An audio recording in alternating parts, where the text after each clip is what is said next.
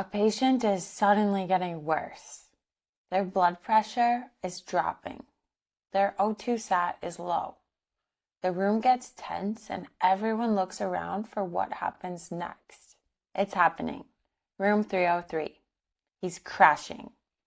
Blood pressure dropping, sats in the 80s, even on a non-rebreather. Everyone is looking at me. And my mind just goes blank. In moments like this, it's not just your clinical knowledge that matters. It's also your communication. Do you call a rapid response or a code blue? What do you say first?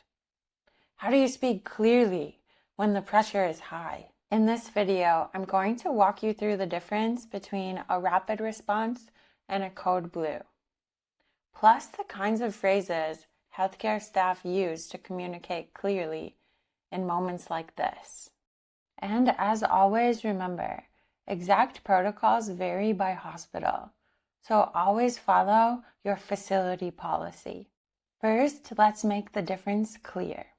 A rapid response is for a patient that's deteriorating, but not in cardiac or respiratory arrest. A code blue is for a patient that is unresponsive, not breathing, or has no pulse. So a simple way to think about it is this. A rapid response means the patient is getting worse and needs urgent assessment now. Code blue means the patient has already arrested and needs immediate resuscitation. A rapid response is meant to prevent a code. A code is a response after that emergency has already happened. That distinction matters, and in real life, staff need to say it quickly and clearly. When a patient is unstable, the first language needs to be simple and direct. You might hear, "Call a rapid response now." "Activate rapid response in room 302. Or, "I need a rapid response in room 302. For a code blue, the language is even more urgent. "Call a code blue, room 302. Get the crash cart. Start compressions. Call respiratory. I need help in here now." Notice how short these phrases are. In an emergency, people usually don't use long, perfect sentences. They use short, direct commands. That's an important part of medical English too.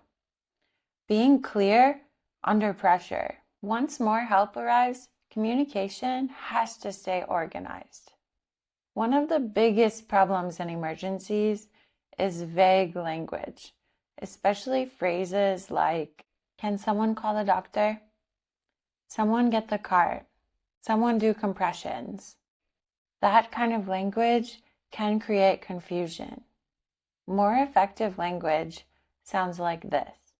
"You call the code." "You bring the crash cart." "You start compressions." "You stay with the airway." "You document." The point is not to sound rude, but to be clear. In emergency situations, direct communication helps the team move faster and without hesitation. Another key communication skill is closed-loop communication. This means one person gives a clear instruction. The other person repeats it back. The first person confirms it. For example, "Call a code blue in room 302. "Calling a code blue in room 302. "Correct." This matters because emergency rooms and hospitals can get loud very quickly. Closed-loop communication helps prevent mistakes, especially when multiple people are talking at once. It also sounds very natural in healthcare settings, so this is useful to practice and recognize in English. A rapid response sounds different from a code blue. A code blue is usually more command-based because the patient needs immediate resuscitation. A rapid response often includes a more structured report. because the patient is unstable but still needs assessment and intervention. This is where SBAR becomes really useful. Situation, background, assessment, and recommendation. For example, "Hi, this is Mr. Smith in room 302. He's had an acute change in mental status, and his blood pressure has dropped. He was admitted with pneumonia and has a history of COPD. Right now, he's hypotensive, tachycardic, and difficult to arouse. I'm concerned he's getting worse and may need a higher level of care." That kind of communication helps the rapid response team understand the problem quickly. So, with the rapid response, your communication is more about reporting clearly. With the code blue, your communication is more about direct commands and role delegation. If you're learning medical English for real clinical situations, this is the kind of language that really matters. Not textbook vocabulary, but real phrases people actually say when things get serious.